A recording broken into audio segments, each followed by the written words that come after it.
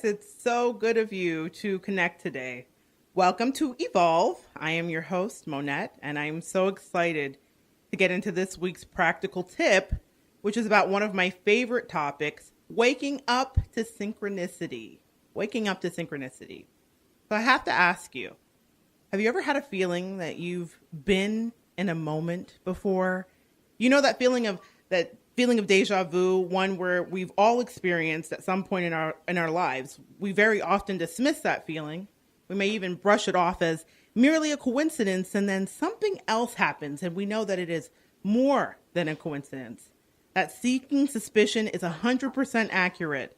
This is the point where we've crossed over from happenstance into synchronicity, which I interpret as a meaningful coincidence. It's the instant when the veil between our inner and outer worlds is permeated or dissolves altogether.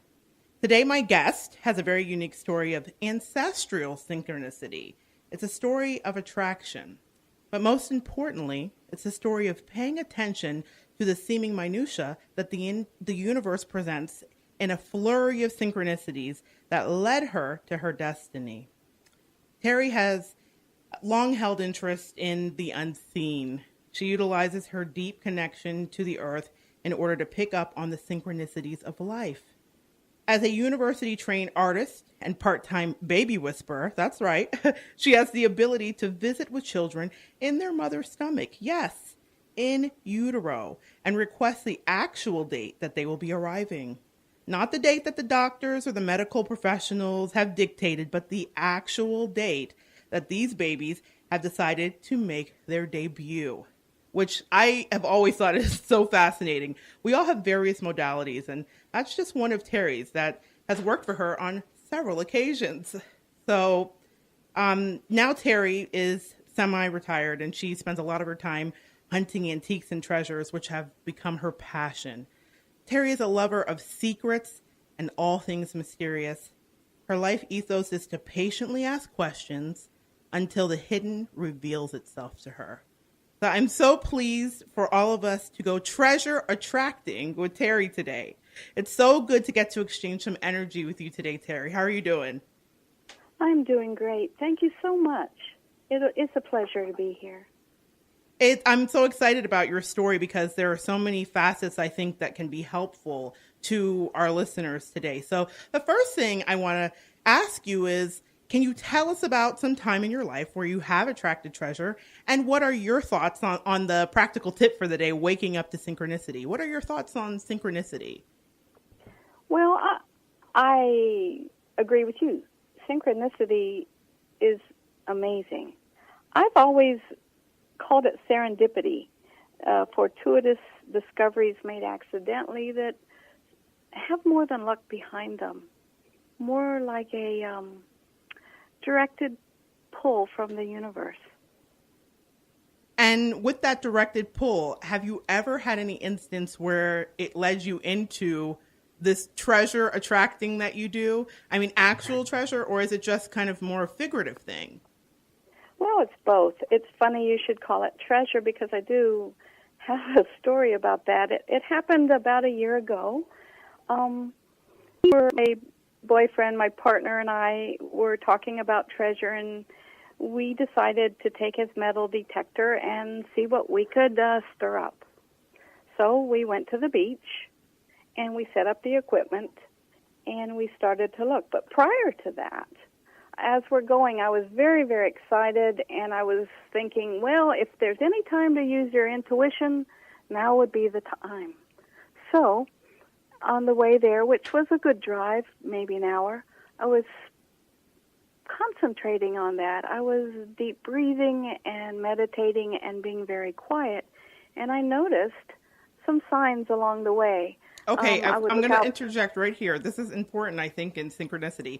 You said you were deep breathing and you were being quiet, and then you noticed some signs. Now, were these actual signs, visual signs?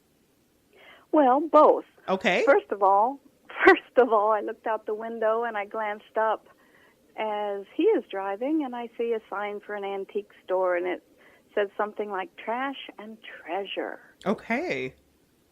And I thought, ooh, that's cool. And then I looked again, and I saw a sign for some business. It may have been a realtor that said Fisher. And that meant to me, had been talking about treasure and Mel Fisher, who had found treasure in Florida. And that just seemed like a funny little coincidence, and I was hoping it would be a validation. Right. And so you see this sign, and then you guys are heading to the beach. So now you're at the beach, and what's happening for you? Well, we set up the metal detector, and we're sweeping the ground, and he's showing me what to look for and what to discard. And this goes on a while. It takes a while. And I was having a blast, whether we found anything or not. And as most people know, a metal detector will ping when it finds metal. It doesn't tell you what kind of metal necessarily. Right. And we get a couple pings, and we find a treasure of buried Coke cans and all kinds of nails and bolts, and it was a lot of fun. But then we decided to soldier on, and right ahead of us, there was something laying there, and it looked like a dried-up piece of leaf or something that had washed up on the shore, and it wasn't buried, and the metal detector didn't even get a chance to ping. And we looked down and picked it up, and it was a piece of Spanish treasure. It was a piece of silver. Wait a minute. So you found real Spanish treasure on shorelines out here off the coast, and how did you know it was Spanish treasure? Well, my partner is quite the historian, and he had happened to work for Mel Fisher, and he was educated in the subject matter. And we knew that there was a fleet of 10 ships. It's called the 1715 fleet that had been struck by a terrible hurricane and had crashed along the coast and much of the treasure had been lost. Some was saved by the few survivors, but it's still being found today. Wow. So we knew that this particular thing I found, it was not a coin, it was not round. It was called a cob, a C-O-B.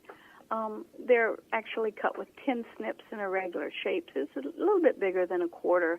And I saw some markings on both sides. One was the marking of the crown of Spain, and the other was a cross on the other side. Wow, It was a neat experience. That really is neat. I kind of have goosebumps. That's so cool that you actually found Spanish treasure. But I love especially that you were led and seeing these signs and having these like little flashes of synchronicity as you're heading out for just a day at the beach, hanging out with your partner. That's amazing. And the thing, in our conversations, I've learned that shiny pieces of metal aren't the only thing that you're really good at attracting. So you've tapped into this power of ancestral synchronicity, as is what I call it, and you've magnetized into your life what I would call probably the greatest treasure, which is your son. Can you take us back to that time in your life? I can. I love the story. I don't get to tell it as much because I am, a mother, and when mothers start talking about their children, they go on. And quite a bit of time has gone by. It's not a new story. I got married around the age of 33, and I was thinking about starting a family, and I knew it was getting time. That window was closing, and we were trying to figure out what to do. Even though we hadn't been married very long, we both realized that was an opportunity we had to make a decision upon. And there were some health concerns from me and my partner at the time. I had a little bit of problem with infertility, and he had his own set of health problems. And I was trying to figure out what to do. Also, this sounds odd, but I've always been very uncomfortable with the thought of being pregnant. It was scary to me. I don't know why. It was just something that really frightened me. Wow. So you're thinking about having a child. This idea of children is floating up to you, but it doesn't seem physically feasible for either you or your partner. So how did you kind of reconcile with that, especially with all these doubts and concerns that are floating around in your head. You want a child, but you don't know how it's going to be a reality. Was adoption even an option in your heart or in your mind? Yes, it was an option, and I'm very familiar with that. There is a connection there for me. My mother has an adopted brother. Okay. And he came about in an unusual fashion. Really? May I tell you? Please, yeah. Well, my mother can remember living in Denver as a small child, and times were tough. It was during the Depression, and one day, out of the blue, her mother came to her and her little baby, her sister, 2 years younger, and said, "Here's some money. Go to the movies."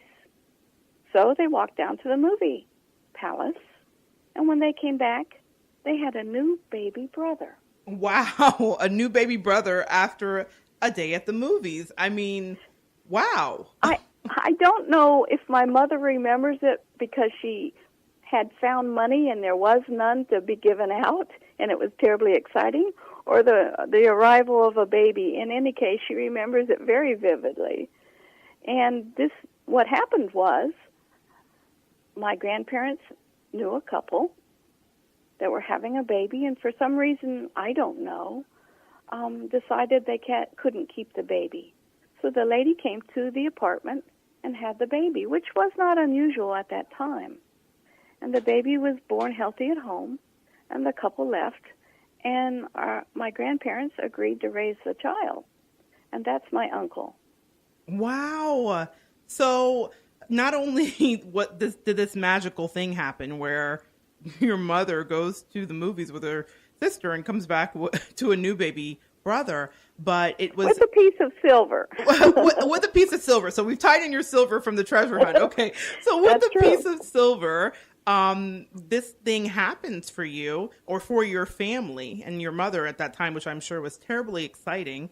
And so a couple comes into their life and then deposits a baby. And so now we come back to you. You're thinking about this. You're comfortable with the whole concept because of that kind of ancestral connection.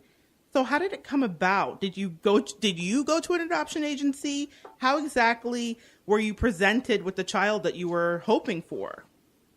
I had considered an adoption agency, but I had done some research and knew that I would be competing against a lot of people my age that were either infertile or older, and I hadn't really looked deeply into it. I was just trying to educate myself.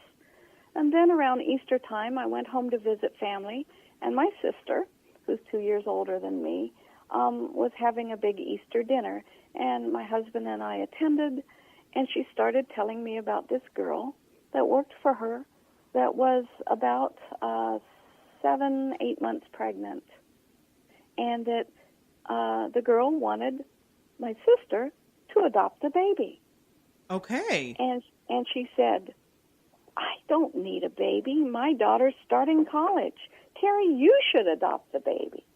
And she planted a seed.